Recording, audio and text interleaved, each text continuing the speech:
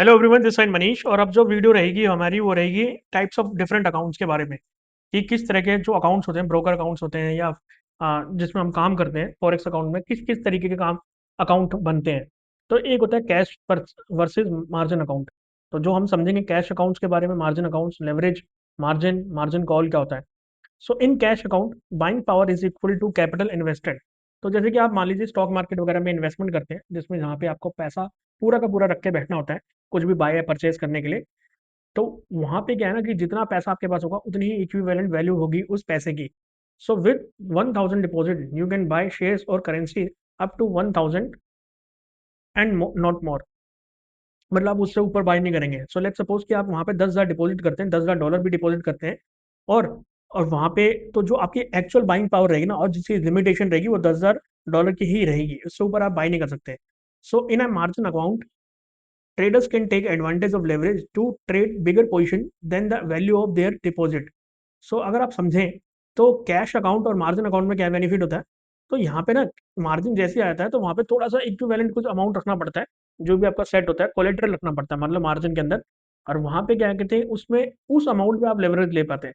लेकिन जब बात करते हैं कैश अकाउंट की, तो वहाँ पे जितना पैसा आपके पास होगा उतनी ही इक्विवेलेंट पावर आपके पास इन्वेस्टेड होगी आपके साथ।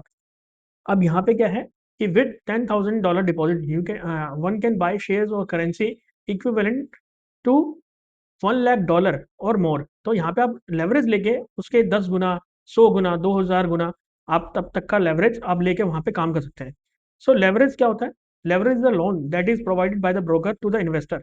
तो अगर मैं बात करूं, जब भी आप ब्रोकर मतलब काम करते हैं ब्रोकर्स वगैरह के साथ या फंडेड फर्म्स वगैरह के साथ अगर काम करते हैं, तो आपको मेक श्योर करना है कि मान लीजिए कि वहाँ पे कितना लेवरेज आपको मिल रहा है। तो जो बाय डिफॉल्ट आपको लेवरेज रखना चाहिए ना, इंडस्ट्री के अंदर काम करते हैं, 1:100 का रखना चाहिए। क्योंकि जो ज़्यादातर कंपनीज भी होती हैं वो आपको इतना ही प्रोवाइड करती हैं, और लेने को तो आप बहुत सारा लेवरेज ले सकते हैं, लेकिन जितना आप लोन लेंगे आपको समझना है कि उतना ही उसका मतलब एक डिसएडवांटेज भी है।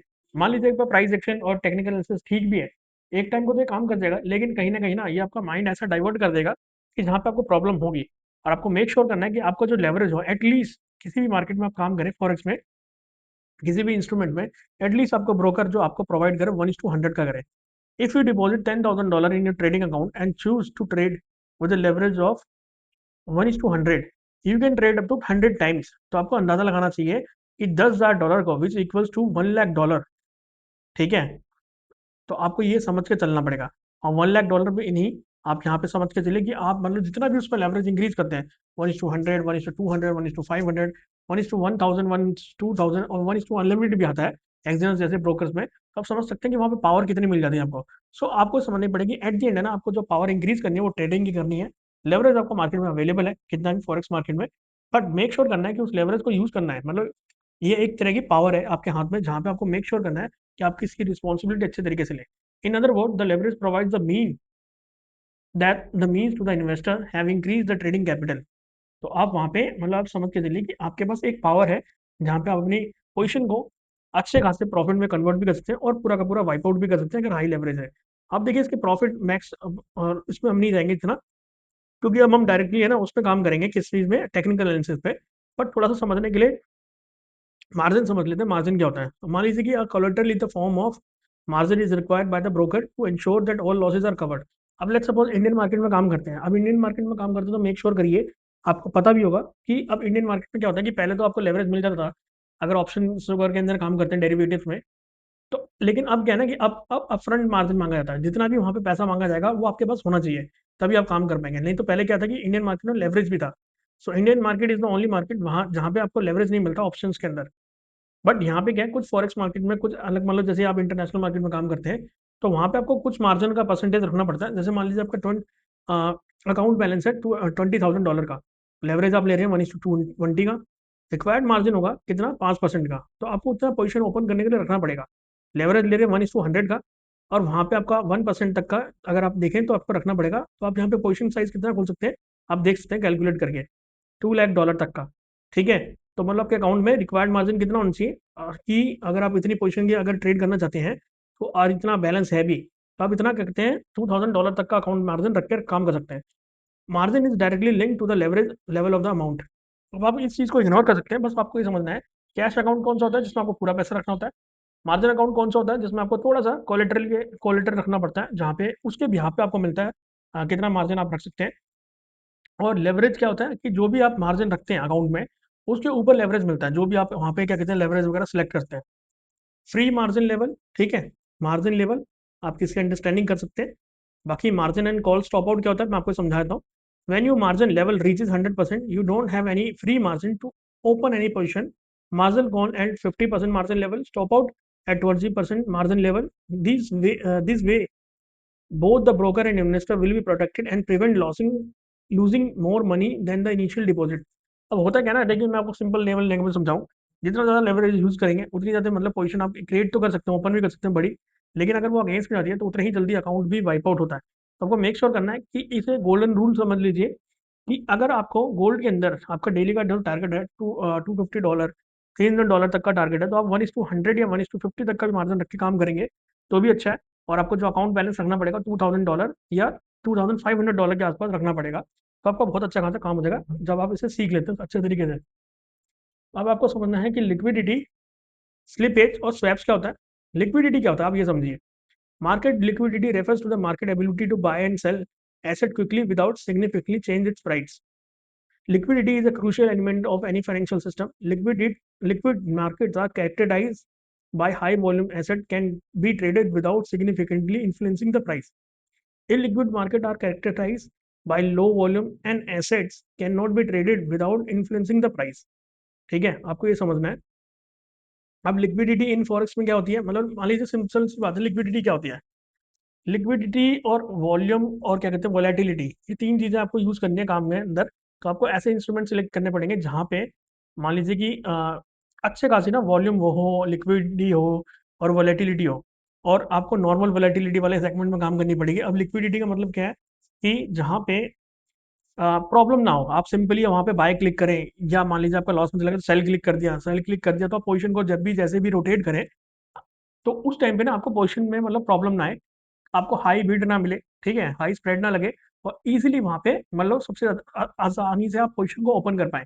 मिंट में जैसे होता है ना कि आप क्या कहते हैं बाय क्लिक करा, बाय पे लॉस हो गया तो सेल आपने क्लिक कर दिया, तो उस चीज को बोलते हैं लिक्विडिटी वहां पे होनी चाहिए। मतलब सेगमेंट जितना ही लिक्विडिटी के अंदर होगा उतना अच्छा। जैसे मान लीजिए गोल्ड, यूरो यूएसडी, बिटकॉइन, इसके अंदर क्या है लिक्विड अवेलेबल रहता है, यहाँ पे वर्ल्ड वाइड जो ट्रेडर्स हैं वो अवेलेबल रहेंगे, तो आप किसी भी टाइम पे कोई सी भी पोजीशन को ओपन कर सकते हैं। लेकिन जैसे कुछ चीजें होती है जहाँ पे इलिक्विड होती है, पोजीशन ओपन ही नहीं हो पाती, बहुत ही कम लोग ट्रेड करते हैं, तो उस चीज में क्या दिक्कत हो जाती है, पोजीशन को आप बार बार मतलब जल्दी से आसानी से रोटेट भी नहीं कर पाएंगे, घुमा भी नहीं पाएंगे। Liquidity in forex, the forex market is most liquid market in the world. The US stock market average daily turnover is $220 billion। The forex market average daily turnover is $5 trillion. तो आप अंदाजा लगा सकते हैं कि जो फॉरेक्स मार्केट है जहाँ पे बड़ी बड़ी कंपनीज, बड़ी बड़ी एचएनआईज, बड़े बड़े बैंकिंग सिस्टम, ये लोग ट्रेड करते हैं। Liquidity fluctuate as a market across the global open and close. Euro USD JPY and GBP USD are most traded pairs. illiquidity can lead to high volatility and price slippage. अब slippage क्या होती है ये भी समझना जरूरी है। अब मान लीजिए कि आपने आपको क्या कहते हैं आपको किसी सेगमेंट में काम करना है, अब उसके अंदर लिक्विडिटी नहीं है, मतलब लोग ही नहीं है अवेलेबल, उसमें बाय सेल हो ही नहीं रहा, उसमें अंदर वॉल्यूम ही नहीं आ रहा, तो क्या फायदा ऐसी जगह पे काम करके। आप प्राइस पे वहां पे बाय करेंगे एक 1.15 पे, वो जाके बाय होगा 1.60 पे, 70 पे। तो आपको ये समझ के चलना है कि ये सारी जो चीजें ना स्लिपेज कर देते हैं, तो मतलब जो आप पोजीशन का आप अंदाजा भी लगाएंगे प्रॉफिट लॉस जो आप वहां पे सेट करेंगे, रिस्क टू रिवॉर्ड रेशियो, तो उसमें फ्लक्चुएशन आ जाएगा। इससे माइंडसेट भी खराब होता है, और दूसरी चीज क्या है कि इसी वजह से क्या कहते हैं लॉसेस के चांसेस भी बढ़ जाते हैं। अब स्लीपेज क्या होता है, ये जितनी भी टर्म्स है ना ये सारी मतलब आपकी किसी भी मार्केट में आप यूज कर सकते हैं, तो आपको मेक श्योर करना है लाइफ में आप कभी भी काम करें, जहां भी काम करें, स्लीपेज ना कम से कम हो, लिक्विड स्टॉक्स हो, लिक्विड ऑप्शंस हो। तो ये सारी चीजें आपको अंडरस्टैंडिंग के लिए आपको काम करते के टाइम सेलेक्ट करना पड़ेगा। Difference between the price you expect to pay and the actual price and which the trade is executed. Slippage is more likely to occur when liquidity is low due to a lack of either buyer or seller. आप कह रहे हैं कि मैं इस पे bye करूंगा, ठीक है, आप कह रहे हैं मैं इस पे बाय करूंगा, सेल करूंगा, ठीक है, लेकिन यहाँ पे क्या चीज है ना, यहाँ पे आप सेल कर रहे हैं लेकिन यहाँ पे सेल हो ही नहीं रहा, वो सेल जाके कहाँ हो रहा है, वो यहाँ पे हो रहा है। तो ये क्या है, इलिक्विडिटी है।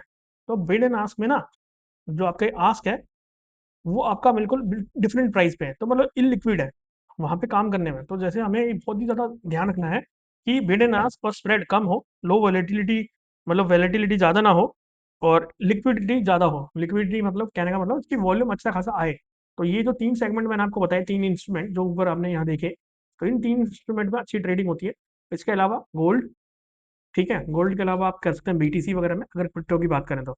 बाकी अगर स्टॉक्स वगैरह में काम करें, तो स्टॉक्स वगैरह में काम करने के लिए आपको और भी अच्छे स्टॉक्स की अंडरस्टैंडिंग के लिए आपको उस पर टेक्निकल एनालिसिस वगैरह करना पड़ेगा, देखना पड़ेगा। अब आपको ये समझना है, slippage is more likely to occur when liquidity is low due to a lack of either buyer and seller. Slippage can sometimes go against you or in favor. जैसे मान लीजिए आपने सेल पे क्लिक करा, क्या पता आपको उसके नीचे मिल जाए, ठीक है, उससे ऊपर मिल जाए प्राइस। आप कह रहे हैं कि मैंने यहाँ पे सेल किया था, लेकिन आपको सेल यहाँ पे हो गया और प्राइस यहाँ पे आ गया, तो आपको ऑलरेडी प्रॉफिट है। लेकिन कभी कभी नुकसान भी होता है, आप यहाँ पे सेल कर रहे हो, सेल यहाँ पे क्लिक हो गया और मार्केट यहीं पे है, तो ऑलरेडी आप ऑटोमेटिक लॉस में चल रहे हैं। आपको ये समझ के चलना है। तो हमें हमेशा क्या काम करना है, एक तो लिक्विडिटी वाली चीज़ में वॉल्यूम ज़्यादा अच्छा हो, वॉलेटिलिटी सही हो, ठीक ठाक हो, ज़्यादा हाईली वॉलेटाइल ना हो। वो हाईली वॉलेटाइल कहाँ होता है, जहाँ इलिक्विड होता है, जहाँ पे लोगों को ट्रैप करा जाता है। ओवरनाइट फंडिंग, स्वैप्स जिसको बोलते हैं। व्हेन यू ट्रेड फॉरेक्स और CFD with leverage, you are either borrowing और lending an asset. Interest is paid on the borrowed asset and earn up on the purchase asset, this is called swap. मतलब जब भी आप किसी position को roll over करते हैं एक दिन के लिए, एक दिन से ज़्यादा, तो वहाँ पे स्वैप पे करना पड़ता है। मतलब कहीं ना कहीं आपको उसका इंटरेस्ट पे करना पड़ता है कि आपकी जो पोजीशन थी वो ओवरनाइट के लिए हैंड ओवर करी गई थी ब्रोकर को, ठीक है? तो उसमें जो भी आपका इंटरेस्ट लगता है आपको वो पे करना पड़ता है। A trader must pay interest on the asset that he will borrow and earn will interest and will earn the interest on the asset that he will buy. A roll over fee और swap is charge when the trader keeps an open position overnight. जब भी कोई position को आप overnight लेके जाते हैं, आपका ब्रोकर आपसे स्वैप चार्ज करेगा ही चार्ज करेगा। कुछ अकाउंट्स होते हैं जिसमें स्वैप फ्री होते हैं, तो आप उस पर भी ध्यान रखते हैं। कुछ फंड फर्म्स होती हैं जो कि स्वैप फ्री होती हैं, तो आप इन सब चीज़ों को ध्यान रख सकते हैं। The roll over of swap rate is interest rate differential between the two currencies of the pair that is traded. अब इस चीज़ को अच्छे से समझने के लिए आपको क्या ध्यान देना है कि जो भी आपका इंटरेस्ट रेट होगा, मतलब जो भी आपका स्वैप रेट होगा, वो करेंसीज के बीच का डिफरेंस होगा जो भी पेयर का है। तो इसमें हम डीप डाइव नहीं जाएंगे, हमें बस ये समझना है ओवरनाइट अगर पोजीशन जाती है तो स्वैप चार्जेस लगेंगे बस। तो आपको मेक श्योर करना है कि आपका टेक्निकल एनालिसिस और प्राइस एक्शन अच्छा हो, ताकि आप अच्छे से प्रॉफिट कर पाएँ। तो ये सारी बहुत ही ज़्यादा हाई लेवल की कैलकुलेशन है, इनको हम अवॉइड करेंगे, ठीक है? अभी सेफ्टीज वगैरह है। अब अगला जो वीडियो रहेगा हमारा, वो रहेगा फंडामेंटल एनालिसिस, मैक्रो एनालिसिस और माइक्रो एनालिसिस। अब इससे क्या ना, हम मार्केट के बारे में समझ सकते हैं कि मार्केट को किस तरह से काम किया जाता है और किस तरह से अंदाजा लगा सकते हैं। इसके बाद जो पार्ट स्टार्ट होगा वो पूरा प्योर टेक्निकल एनालिसिस होगा, जहाँ पे हमें काम करना है। इसके अंदर साइकोलॉजी, इमोशन, ट्रेडिंग इंस्ट्रूमेंट कैसे काम करें कैसे ना करें, सेशन टाइमिंग्स एंड ऑल क्या होती हैं, सब उसके बारे में बताया जाएगा। तो अभी के लिए इतना ही।